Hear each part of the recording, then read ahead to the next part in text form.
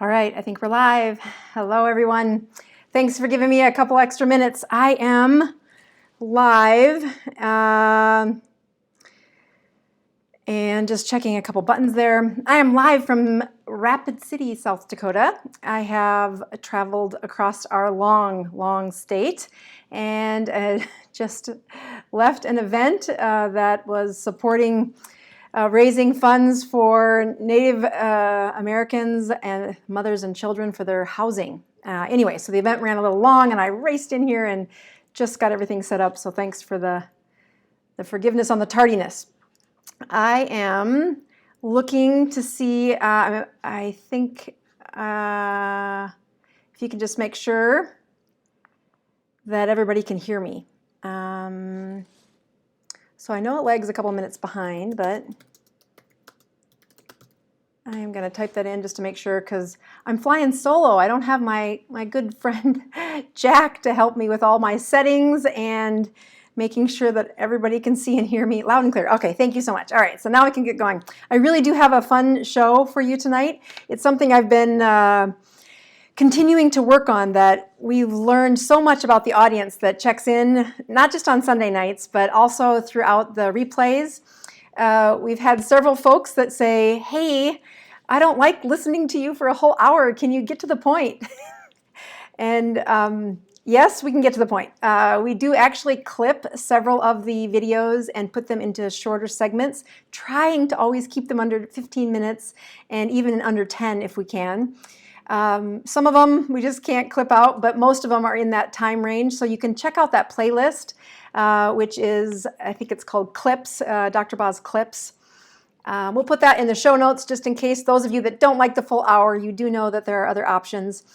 But we are going to also share a couple of updates that have happened in the Dr. Boz world. And we're going to do our step number one, which I always begin with, which is checking numbers.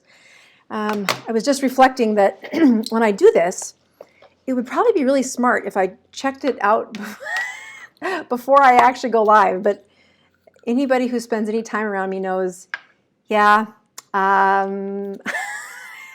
that would take a little more planning, and I love the show. I love doing the teaching. You're going to see in the slide deck tonight that we've really listened to your feedback, not just about some of you that like the shorter show, but also about those that are just really find the education when the keynote slides do a better job of explaining the data and then delivering it with the dialogue that I usually have over it.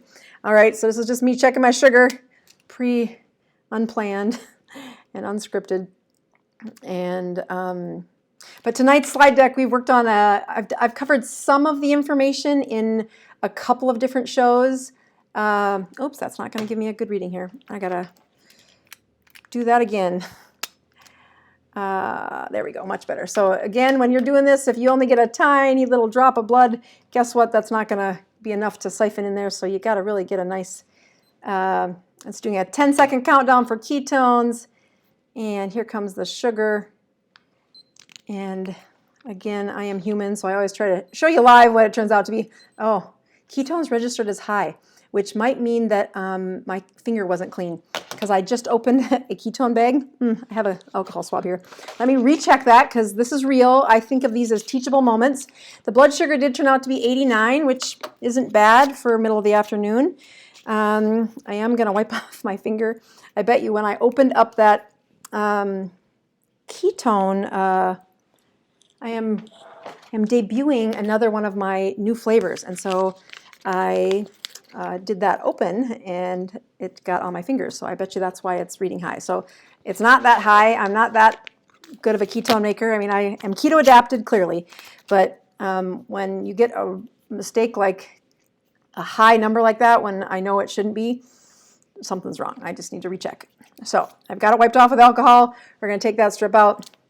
We are going to put another one in. And because high usually means like greater than 10 or something silly. And there's no way on that. So the good news is when you prick your finger twice, I don't have to do it a third time because there's alcohol right there. Or I mean, there's a I didn't take time to dry the alcohol, so I hope that doesn't mess it up. Anyway, so here comes the countdown for real. The blood sugar was 89, and the ketones are, drum roll, 4.9. That's really high. I don't know why that's so high. I haven't eaten today, I guess. I don't know. I guess that's... did I have no, I didn't have any ketones today either. Well, isn't that interesting? Well, we'll see what they do in the next hour. So again, I keep it real. I don't have a good explanation why they're so good. But I'll tell you that when you collect data on yourself, usually it's very revealing for how it's not doing that well. So I'll take the win when I get it, which is not nearly often enough. So I am going to show you the last of the 3 flavors that, if you've been following the show, I have said I have 3 flavors that I put out. I started this about a year ago, but there's been a couple hiccups in the flow of how this works.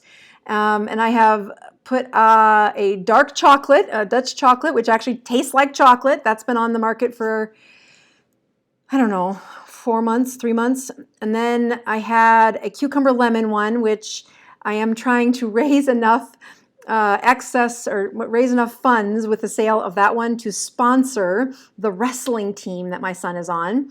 I find it completely inappropriate that they do really awful things to make weight as a wrestler, and I will not have my son doing that. So I have cornered the coach, and last year put a lot of energy into teaching him about the ketogenic diet, and this year I'm going to continue that. I'm going to actually, yeah, so this is me pouring it in water. This one's called Mexican Chocolate Spice, and it's the 3rd one. There's no more after this. But I had taste testing around my local keto group to say, I don't like how some of these flavors are just so, yeah, not interesting.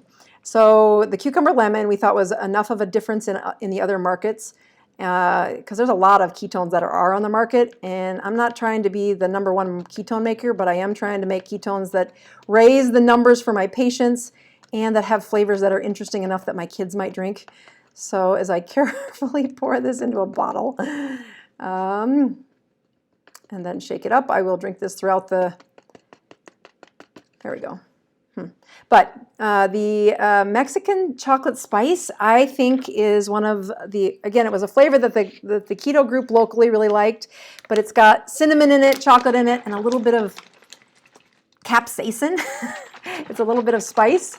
So I just find it not boring. Honestly, I usually mix it with coffee, is what I had some extra for a while, but then I ran out. And I really liked it then. And I do remind patients, remind people watching that ketone supplements are meant to help you get out of the ditch. They're meant to help you when you've had a struggle. They are not meant to last forever. This is supposed to be, I compare it to things like a prescription for Prozac was never supposed to be taken for 20 years. It was supposed to help you get out of that slump of depression and then get you back to your normal life. Now, sometimes we lose focus of that because it is easy to make to get into a state of ketosis. I found when I was using other ketone supplements that it really was a struggle to get the numbers up. And in several protocols we were using to help with seizure control, to help with their journey of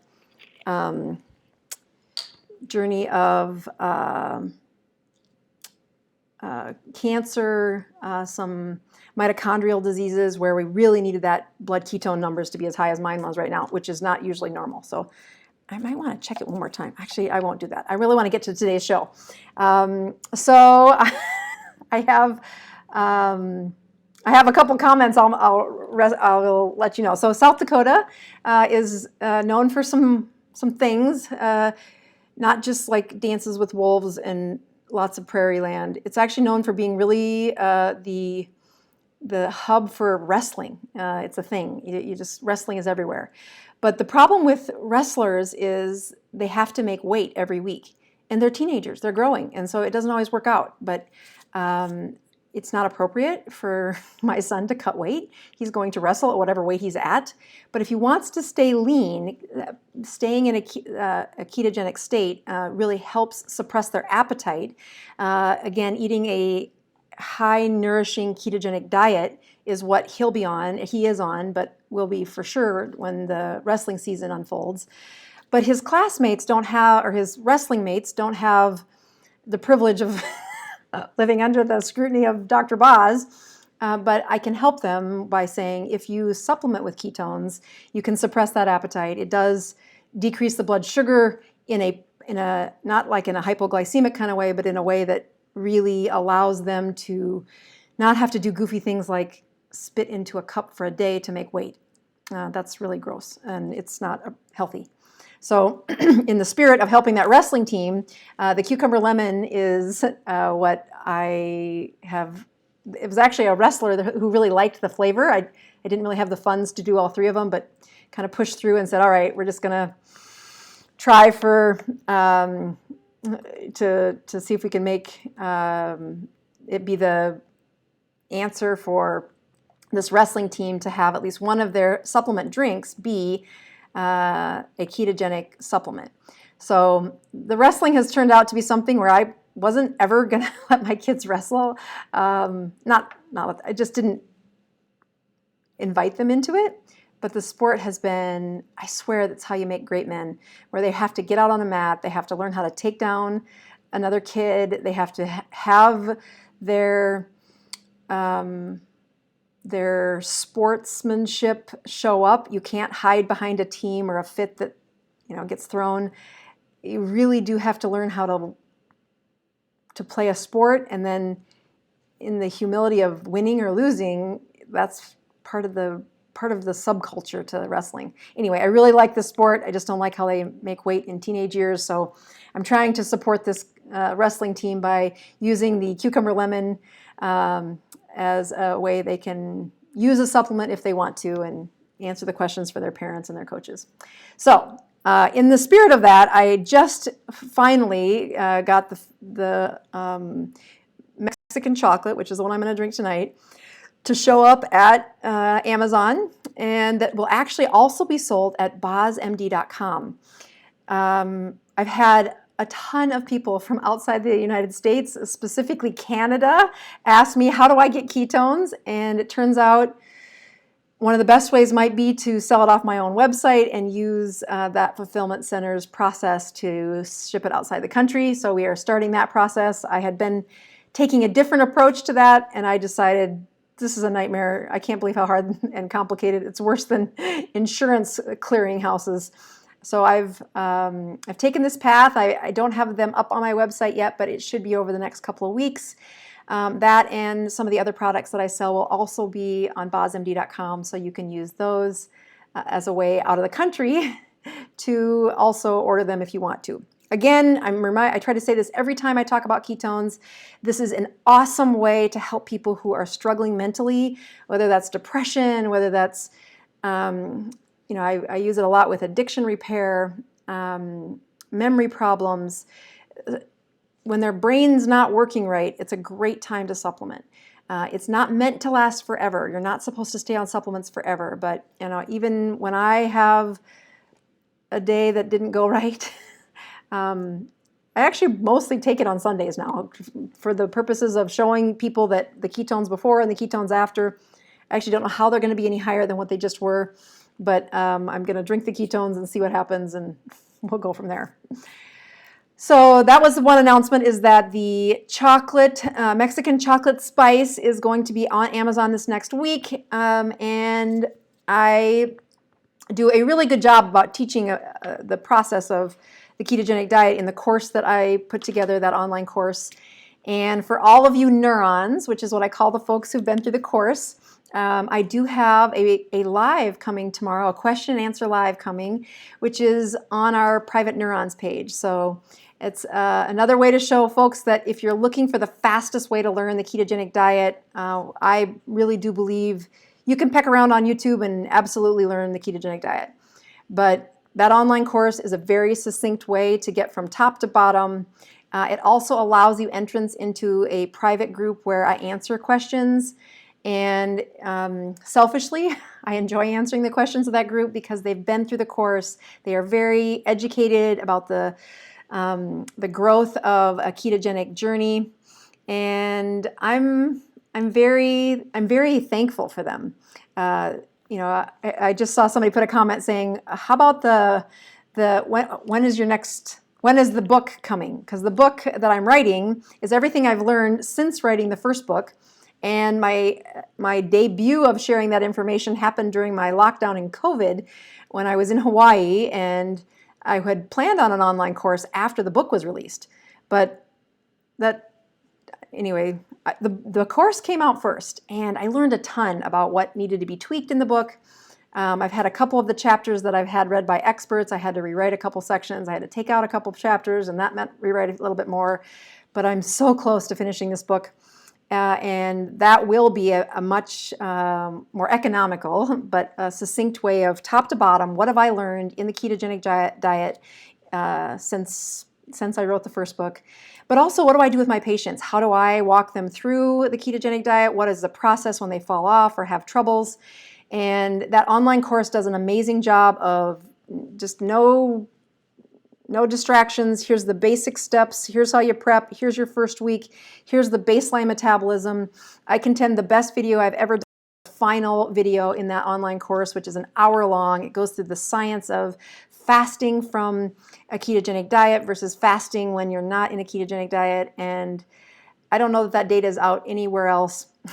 I have tried to write that data inside a chapter of the book, and I really think the video turned out better than the chapter did. So it is the final chapter that I'm working on right now, is the one that covers that final course, the final video in that course. But probably my favorite part of the research. And you will be able to pre-order the book. You'll know as soon as I know, because I will have discounts for all those folks that are following me to pre-order the book. I'm really excited to share it. I do think it's going to help a nation of people who really need a strong immune system, a strong energy, and a quick repair to their body during 2020. So so somebody says I'm buffering. That's really not good news, because I was about to go to my keynote, and if I go to keynote and I'm buffering, it doesn't turn out well. So I just need somebody to tell me that you can hear me and it's not lagging. I'll take a minute to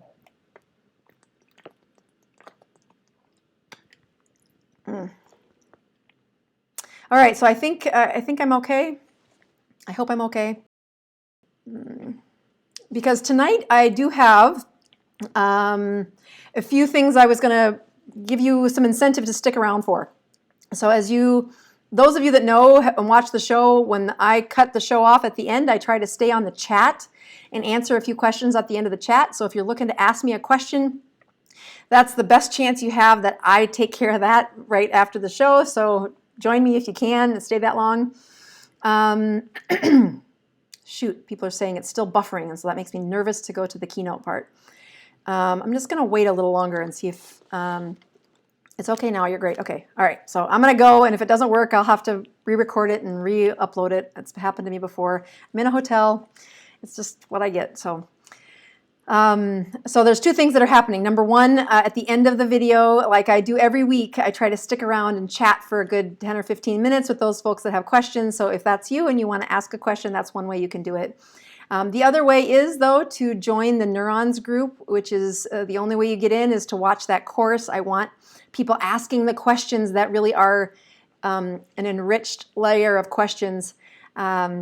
And that means that they have to have done some education on their own. I find this the best relationship with not just my audience on YouTube, but my patients, that when they do their part to learn, the whole purpose of the Neurons group was to give a platform for learning and then to practice honing that skill. So within the Neurons group, I ask my students to be the ones to answer questions for other people, knowing that the best way to master any information is to teach it to someone else, to help someone else who's kind of just behind you. In medicine, we used to call it see one, do one, teach one. Now that's kind of against the social norms. You got to practice on mannequins and do all kinds of other fun things. But that mentality that as soon as you try to take your skills of of understanding something to the next level, it is usually teaching someone else it. So that's what we use in the neurons group. We want you teaching other people, which means newbies need to come in and be brave enough to say, I don't understand. We want that. And tomorrow we are doing one of the first lives that I've done. I've tried to put that off until this book is done. And coming near to the end, I really think the book will be here soon, but we're going to do a live question and answer in that neurons group tomorrow night. And it will probably be from this hotel, so I will keep watching the streaming here to see that it does well, but we are going to get to the lessons of today. So if I go here, we're going to talk about not just heart attack, but how can you predict where you're at in this whole world of insulin resistance. So I'm going to review the heart attack stuff, and then I'm going to also drive home the #1 way to check to see if you're insulin resistant. And I just think this is, it fits perfectly into what I appreciate, which is that people on a ketogenic diet do not need a doctor as much as they need a support group. Let me go to this one here, and we are going to push play. All right, so as I look at risks for heart attack, we are going to first start by showing you that I have a little gift.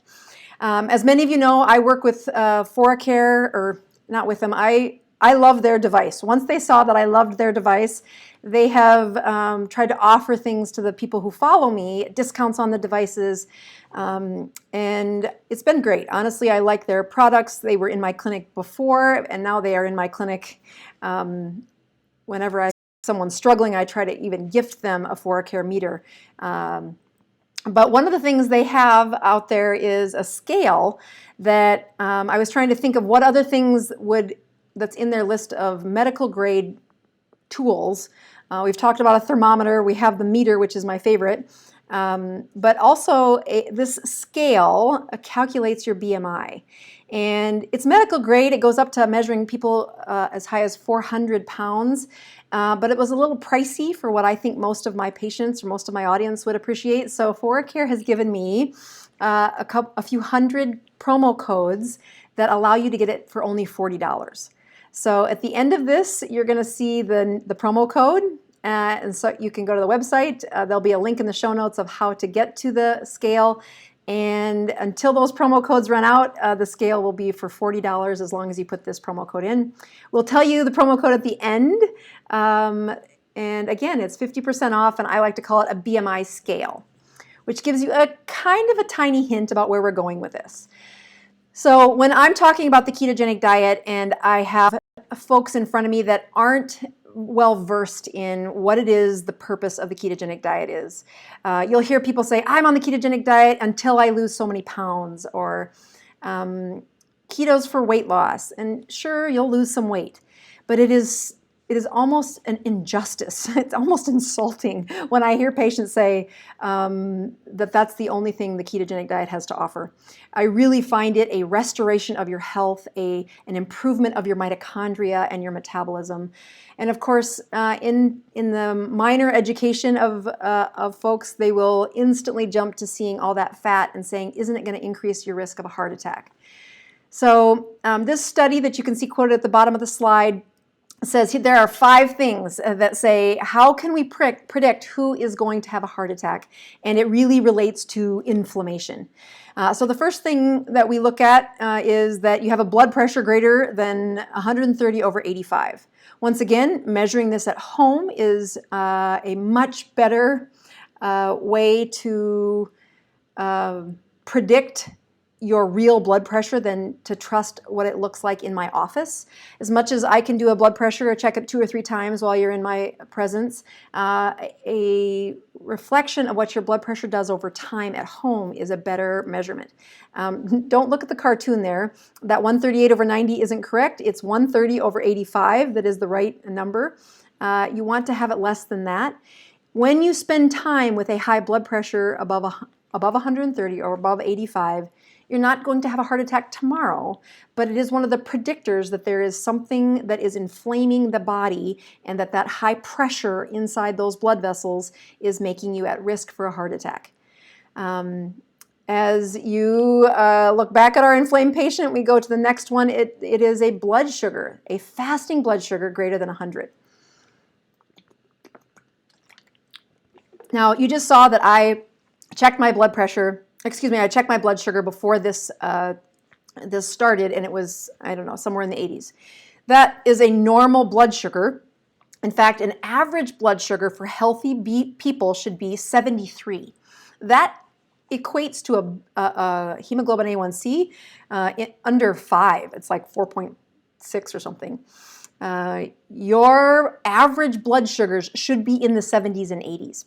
They can pop up after you eat, but the healthy person, the healthy patient who's not on track for a heart attack has a fasting blood sugar under 100. Now, we don't say the word diabetes until that fasting blood sugar gets to be 126, but it doesn't mean that you're safe from the shackles of growing a heart attack. So again, getting that blood sugar under 100 in the mornings is what we want. When it's above that, it gives you a risk for a heart attack.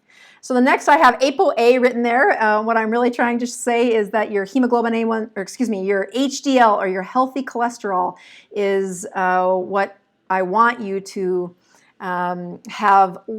In men, I want it to be greater than 40, and in women, I want it to be greater than 50. As you look at that process for how to raise healthy cholesterol, it is in part related to the inflammation present in your body. It's also very connected to your blood sugars. When blood sugars start to run high, your healthy cholesterol in the setting of higher insulin start performing like a kamikaze. They just dive outside the kidney and they sacrifice themselves. And that's very unfortunate, but that's how the numbers get so low. When the insulin goes down is when the HDL starts to rise. But it can be a long time. Your HDL doesn't give me a great measurement of your insulin. So we can next one, which is measuring your waistlines. And if you have a waist size of 40 inches or greater for men, or 35 inches or greater for women, that is a predictor of a heart attack. And it's not without, you actually have to measure it. Those numbers are real. I have lots of stories that I've told on previous videos about people being big boned when really they're just overweight. So this is a blood test again. That's supposed to not say 40 actually. Triglycerides are supposed to be greater than 40 is not the right answer, so I'm looking at this going, uh-oh, that's a typo. I'm pretty sure it's 150. So a blood triglyceride is greater than 150 is what that's supposed to say, not 40. And when that's present, when those triglycerides are above 150, is when the risk for heart attack grows higher. So those 5 things, blood pressure, morning fasting glucose, HDL, waist circumference, and triglycerides give you a picture of metabolic syndrome. And when we say metabolic syndrome, we are really talking about people who have high insulin. They're insulin resistant. And when you're on the ketogenic diet, that story of insulin resistance becomes greater and greater and greater. Yeah, this slide is correct, saying 150 there for triglycerides. The more of these that you acquire, the more risks you have, the more confident I can be in predicting, is your body resistant to insulin? Are you insulin resistant? But I would contend it's still not the best answer for how to improve your guess for, do you have high insulin or not? So in the past we've talked about the risk of CHD event, cardiovascular health death event. So it's cardiovascular health disease event. So that risk, which means did they die from a heart attack or did they have a non-fatal MI, and how it is associated with insulin levels. And specifically, this is when they were studying the policemen from Helsinki with an H, Helsinki, and they studied them for 20 years. The people that got into the study could not have diabetes. That was the big rule. But this is the chart that makes me, I just wish I could take what I see when I see this data and put it into the hearts of all of my patients, because it is so powerful when you look at, all right, area under the curve for insulin is what that AUC stands for. And what you're looking at along the either sides of this is what percentage of the people had that major heart disease, 0, 5, 10, 15, 30. And then you're looking at this over time. This wasn't just studied for a few weeks or 6 months, 20 years they studied these patients, and they have the data for the insulin. I don't check insulin in my patients anymore. It's such a volatile number that I'm just wasting their money and distracting them from saying, no, no, no. If you want me to predict your insulin, there is one thing we can do to say, what is your insulin? And we're going to get to that. We're going to get to the punchline. But I want to show you what the studies have really looked at. So when we look at the folks who were in the lowest quintile, they were separated into 5 different sections. The lowest quintile, the lowest amount of folks who had these major heart disease, they had insulin area under the curve that was very low. It was the lowest of insulins. So this chart gets you the risks of how many events they had in the 5-year mark, the 10-year mark, the 15 and the 22-year mark. So again, pretty low, but I like comparing that to the same data, but it's just drawn out in a linear fashion, where you say these folks had low insulin. When you study what was happening in their body, their insulins were low and they really didn't have a huge risk for heart attacks and strokes and all the things that kind of become the boogeyman as you get to be age 50 or so. Friends dying in the night because of a heart attack, because of a stroke, and your own mortality comes into question. And you say, well, boy, doc, is it me? Am I going to have that? And the answer comes in some very simple but important measurements that don't cost you a lot of money. As you look at the next quintile, here's the 5-year, 10-year, 15, and 22, when they had a little bit higher insulin. So they were, their insulin, when compared to that first row, the lowest insulin, their insulin was higher. And so they were in a different cohort. And by the end of that 20-year measuring, about 15% of them have had a major heart attack or heart disease. As we move into that third one, these risks got a little bit higher. The difference between 2 and 3, I think, is a little tough to look at when you compare the numbers, but data is going to be what it is. It shows us the data. And when studying this insulin, again, you can see that it just, I don't know how they separated 2 and 3 from each other, but when looking at them, both of them had similar responses to what percentage of the population had a heart attack. So again, these are the folks coming in saying, doc, please tell me if I'm going to have a heart attack. I just buried my friend. Am I the guy at risk? And for the first 5 years of having high insulin, patients don't have many troubles. You can even see in quintile number 4, very low number of people who had an insulin incidence, even though their insulin is on the high end. When you compare the insulin number 4, quintile number 4, these people at first didn't have much difference, but their insulins were all higher. But the incidence for causing the heart disease, causing the death, it took 10 or 15 years to really show up and separate into a 4th quintile. So it's sneaky. This is the part that makes it difficult to transmit this information to patients.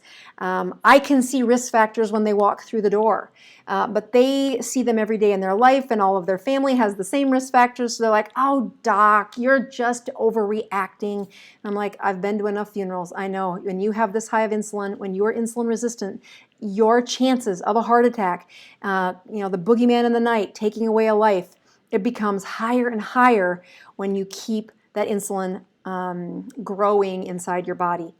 And if we look at that fifth quintile, you know, over 20% of those patients at 22 years died of a heart attack or had a major disability from that major heart attack. So again, here's that final set of folks where their quintile it's really high stakes. That high insulin is something where you say, I wish you could just wear a strip across your head saying, do you have insulin resistance? And I contend you might be able to do that.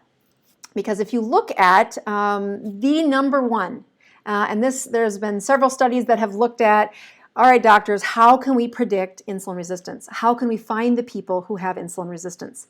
And the answer, in the end, came back as body mass index. Body mass index. That's so simple. That is so simple. I mean, it sounds a little ridiculous that I get excited that a body mass index would predict that, but it's cheap, it's easy, it's safe, and you do not need my help to get this figured out. So let me push. I'm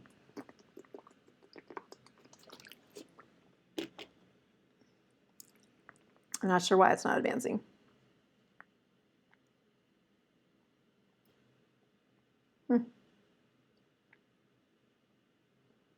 Hang tight, something's wrong. Let's do this.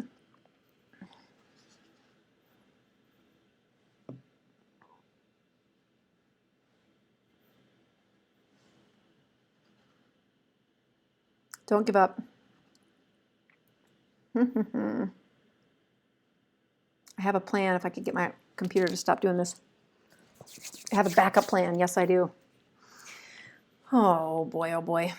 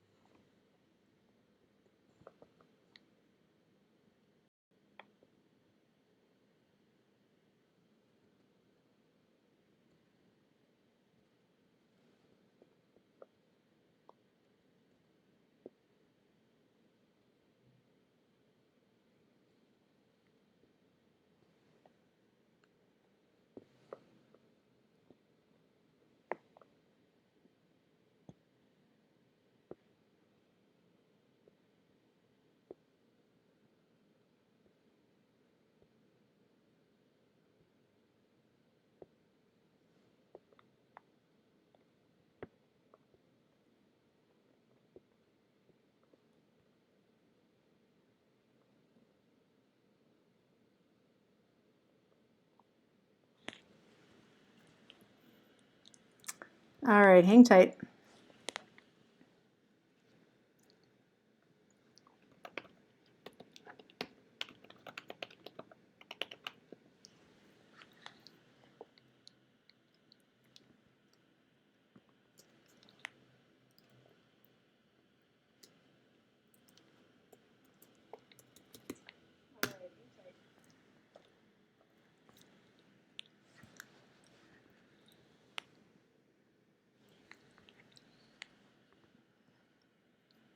Alrighty, so I am trying to get this off the screen and I'm gonna have to, I don't know what to do. So hang on here. This is where I need Jack.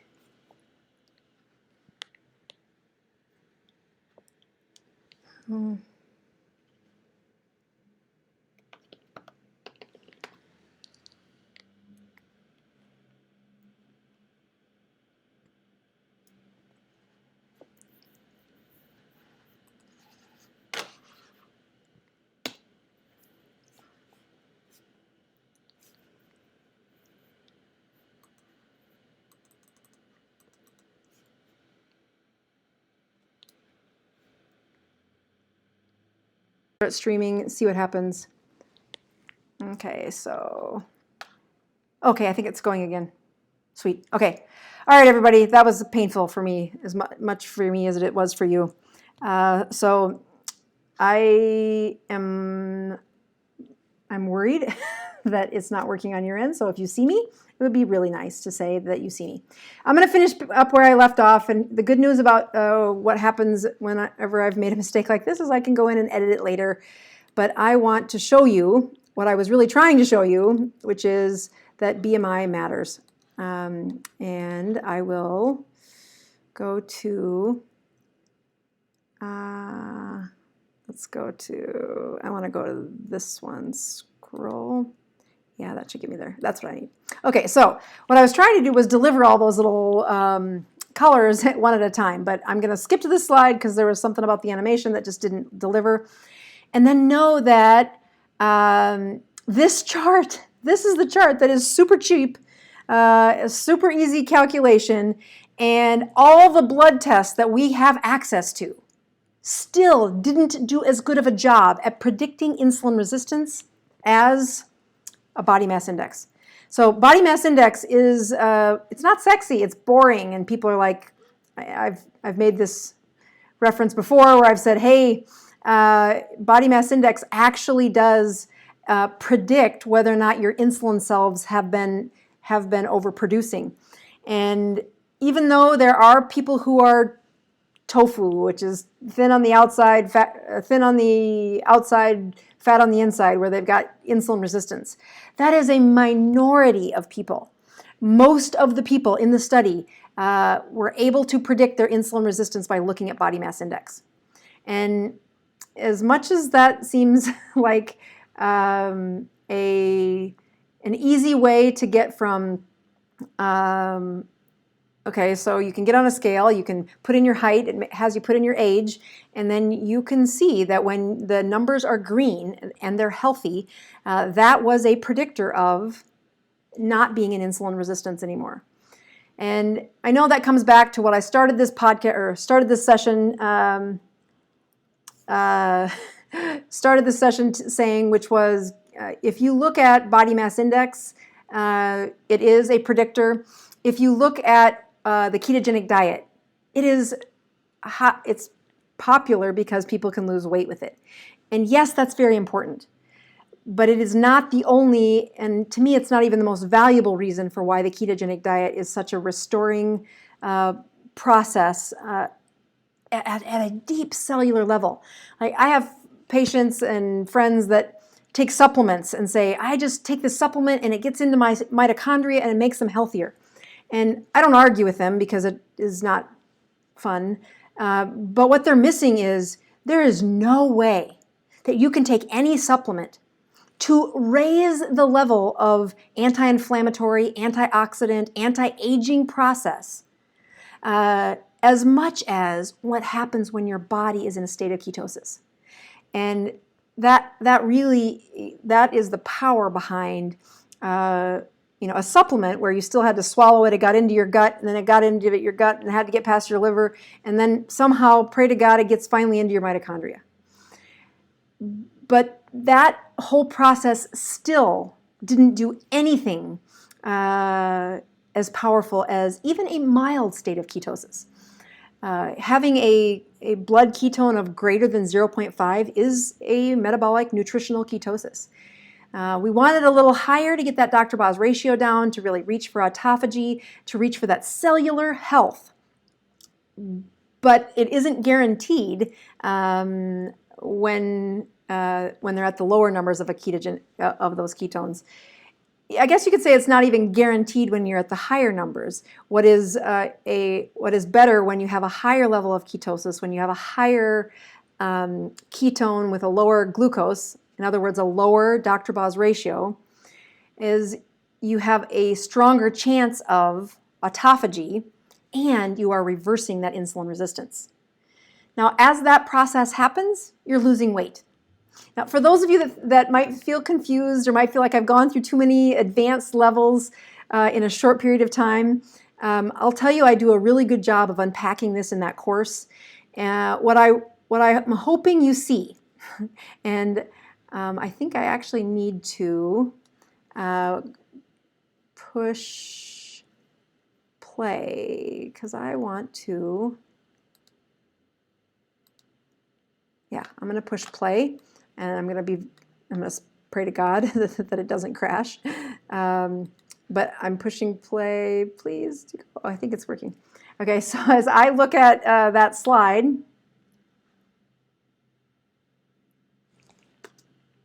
there we go. Now this is just another way to roll out this body mass index chart, because the next one is the promo code, which is the reason I wanted to get to the final slide, so that you can say, yes, we are trying to get you in that healthy zone. We really want your body mass index in that zone of 18 to 24. The calculation for this is not sexy. It doesn't cost you any money. You really do have evidence-based literature that shows if you're looking to say, am I still insulin resistant? For heaven's sakes, look at the scale. Look at that body mass index. As we look at folks in that range of overweight but not obese, they have less insulin resistance. The higher their body number gets, the harder this process is. It is for those people in that yellow, orange, and red zones that I have dedicated much of my career to, trying to help them get back into that healthy zone. And one of the ways I do that is trying to biohack what their system needs for repair. So you cannot improve things that you do not measure. And one of the things that I ask patients to keep track of is their body mass index. What a great antidote to obtain a scale that actually calculates the body mass index for you. You can put, I think, 10 people into this scale at once, and it is medical grade. I mean, it goes up to 400 pounds is what it is calibrated for. I've been through several cycles of scales in my medical career. I actually reverted to a one that is the balance one, because you didn't have to calibrate it. It stayed measuring like it was supposed to. But I've been very impressed with how well the calibration of the ForaCare scale has stayed. I just thought the price was a little expensive, so they are giving me several promo codes to get the scale for $40, which is really cheap. I love a good deal, so I'm passing this to you as when the promotion codes are gone, when they've sold that many scales. I think there's like a couple hundred of them. Then the price won't reduce anymore. It'll be $80. So if you want one, with the discount, I am trying to show you the tools to be healthy are not super expensive. It is about education, and you can stand on the side of science saying, guess what? This process for predicting whether or not you're insulin resistant, yes, blood pressure does a good job of predicting a heart attack and insulin resistance. Yes, having that morning fasting sugar under 100, it is important. Yes, we want your HDL to be higher, as we went through. We want your waistline to be littler. We want your triglycerides to be less than 150. And I think I got all 5 of them, did I? And that is how we can know that your insulin resistance is less. But if you're saying, Doc, just give me one thing to follow, body mass index wins. It is the reason why it still has stood the test of time, as much as it got the tar beat out of it for a while, saying it didn't predict this, it didn't predict that. But one thing it always predicted, it always was the number one metric was, do they have insulin resistance? Is their insulin doing this naughty thing that happens when it's been around too much? And I love it when it's cheap, easy, and safe. So that is my gift to you, is to give you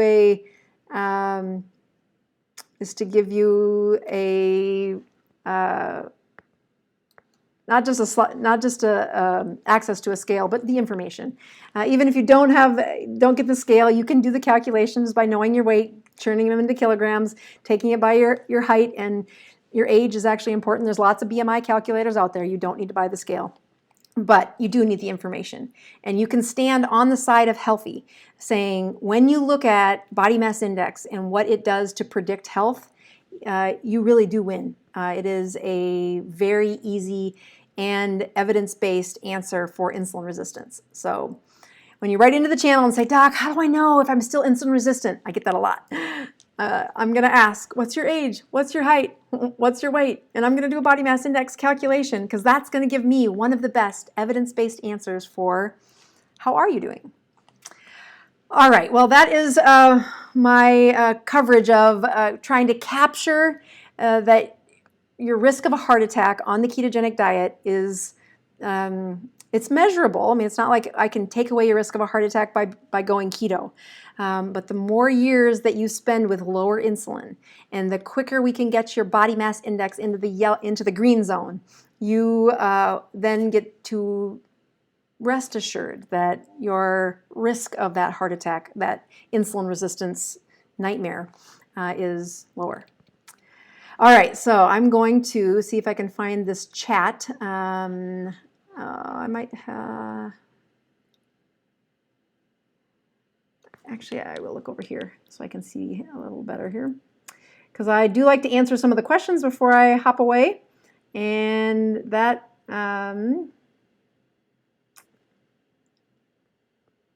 isn't always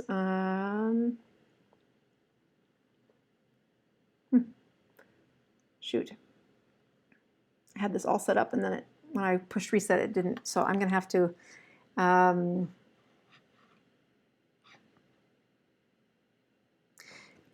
don't know if it's scrolling anymore is what I don't think it is.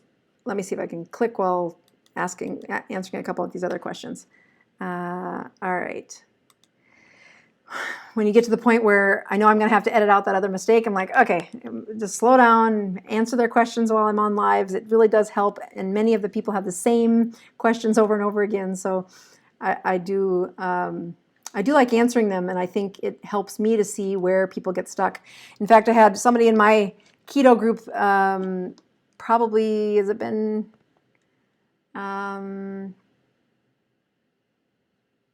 I think it was this past week, where they said, I didn't realize that when you're on the ketogenic diet, if you eat sugar, I mean, he was very proud of how he was eating high fat.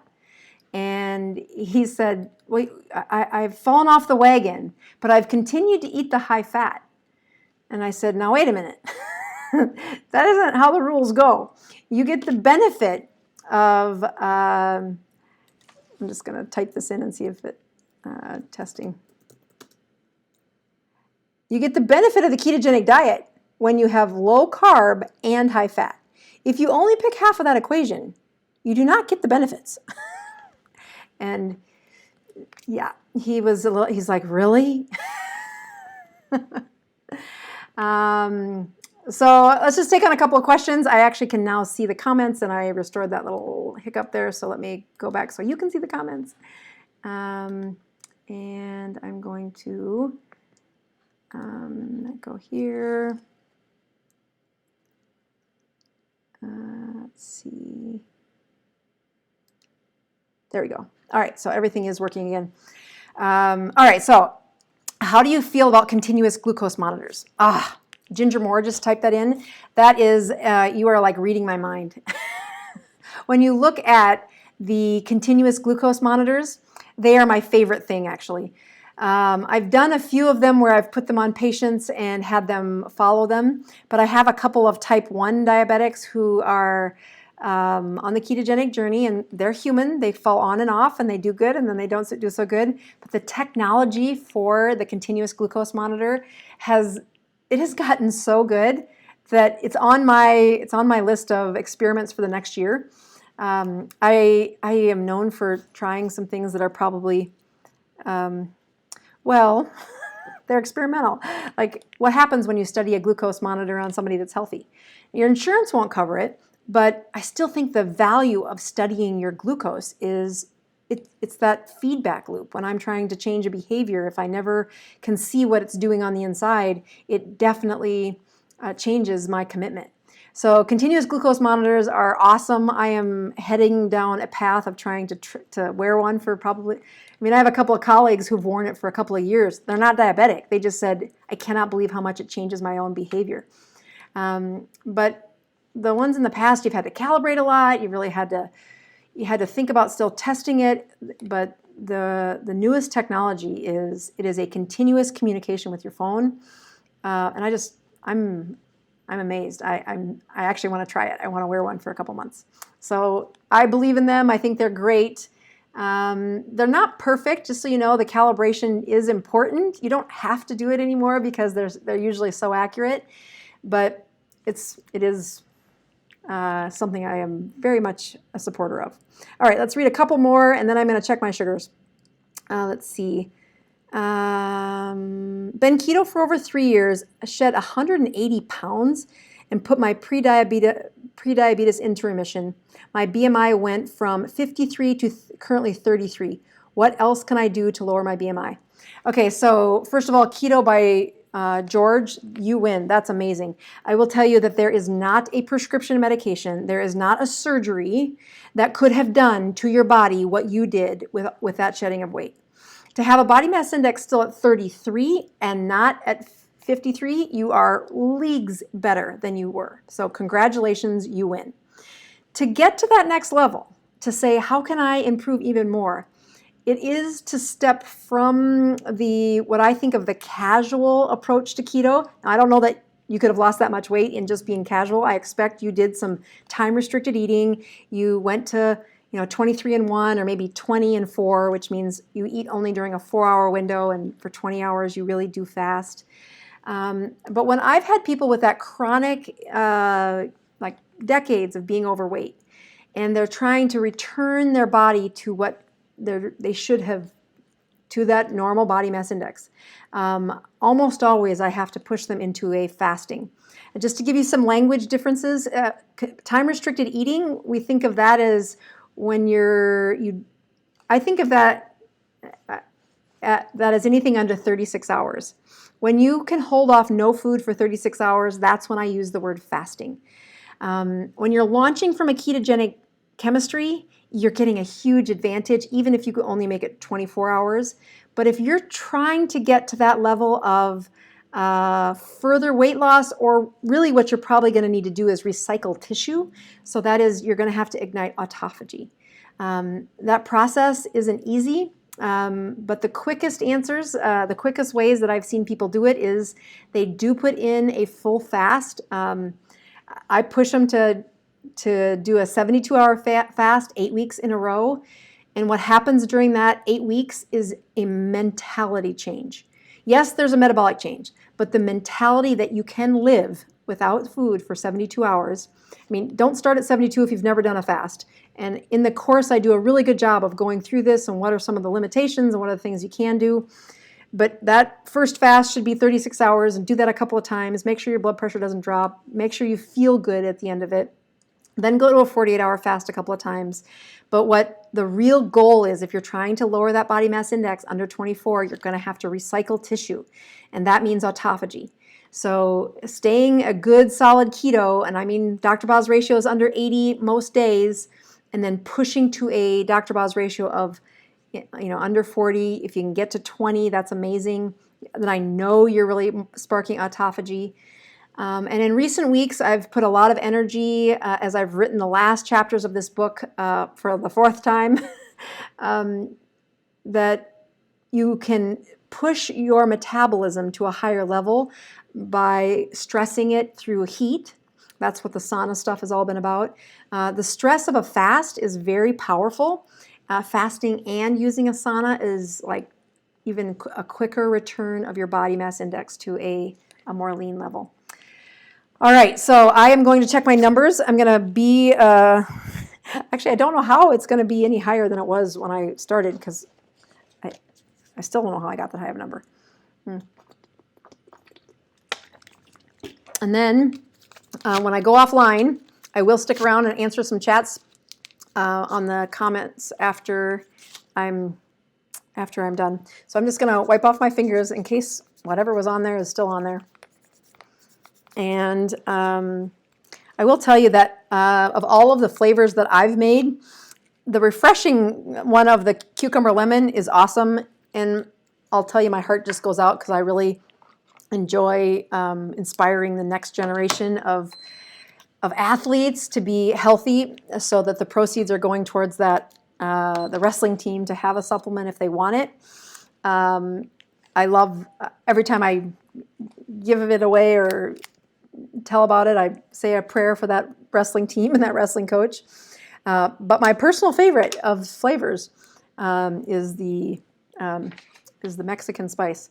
And I don't think it's on Amazon quite yet. It'll be there in the next day or so. But boy, you'll see as soon as it's available, you'll see it in the show notes. I'll put it there. So this is the tiniest of little, I'm gonna have to poke myself again. All right. Let's try again. So the other part that I do get comments on all the time is answering all of your questions. So here I am checking my ketones and then checking my blood. You will find that the folks in the neurons group, that community, boy, they could double as my nurse. They do such a good job of answering questions. Wow. I don't know how I got my ketones that high. Ketones of 6 and glucose of 84. I feel good, but I think that's as high as my meter goes. What I'm trying to show you is when you drink a supplement that has ketones in it, measure your numbers. It's why I put the effort into creating a product, which has been truly a nightmare. I don't know that I always made the right decision here to get into this supplement market. But the reason I did it is it was very irritating to have patients take a supplement that did not increase their ketones. Increasing the ketones is the way to judge the product. Yes, the taste matters, I get it, but taste isn't nearly as important as did it improve your ketones. When those ketones are in circulation, they do suppress appetite. They do lower blood sugar. That's powerful. It helps those blood sugars to get out of the serum and into the cell, which is when they are less damaging to the brain, less damaging to the heart. So having a good Dr. Boz ratio isn't just about the weight loss zone, or like the man asked the question, to spark autophagy. There is a true anti-inflammatory, antioxidant process that happens when that blood sugar lowers and those ketones rise. And that Dr. Boz ratio is not super fancy. It's just dividing the two and using that as a metric to say when we get your numbers under 20, we can be very confident that you are sparking autophagy. When they are at 40 or less, it is really good for immune systems. When your Dr. Boz ratio is at 80 or less, the chances that you will lose weight is very high. So thank you for calculating that. It's a Dr. Boz ratio of 14. That's impressive. I kept telling my husband that we did this experiment a couple weeks ago trying to spark our autophagy, but also ignite heat shock proteins. This was one of those where I was studying about the use of saunas, and I try to practice what I'm going to say to him, and if he doesn't understand it, then I know I need to figure out a different way to teach it. But I was going through the data on the sauna and how powerful it is for all-cause mortality, and then how much it raises growth hormone, which is that's awesome. That's like the fountain of youth. So we went on this binge trying to do an hour in the morning, an hour at night for a sauna. Well, if you can go back and watch that replay, we didn't make it an hour. We took it down to a half an hour. And then I went back and reread the studies again and said, okay, here's the ticket. 19 minutes is what you need to make it for a sauna that's about 180 or about 174, about 180 degrees. And when you do that, you are sparking that heat shock proteins. You are igniting autophagy, or at least we think that's a really likely way to spark those recycling factors within the human body. And I said, I bet you in a couple weeks, my ketones are going to be even higher. Now, I don't know if that's what happened here, but I will post my numbers on Instagram like I do every week. I do apologize. Last week, I actually had to cancel the show, and you saw that I wasn't here live last week for the first time in months. And then I didn't fast for the first time in over 2 years because I was trying an experiment and it went terribly wrong. It was not the liver, but I was experimenting and I got terribly sick. So I fasted, but it was because I was sick, and then I didn't post. But that's the first time I wasn't on Instagram in a couple of years. So watch my numbers on Instagram. I really hope you enjoy the scale. If you know anybody who could use that, it's a dream price, and it's my gift to say, improve your health. Do it cheap, easy, safe. Use evidence-based recommendations, and I'll try to be the source of one of those places telling you those. And if you really want to look at the fastest summary of the ketogenic diet, that online course, bozmd.com/shop, and you'll see the course online. You won't regret it. And then by purchasing the course, you become part of the Neurons group, which is where your questions get answered by a community of educated people. And we continue to do things like what we're going to do tomorrow night, which is a live question and answer from all the neurons. Okay, I am signing off. Dr. Boz, improving your health one ketone at a time. Thanks for the forgiveness of my hiccup there. See you guys next time.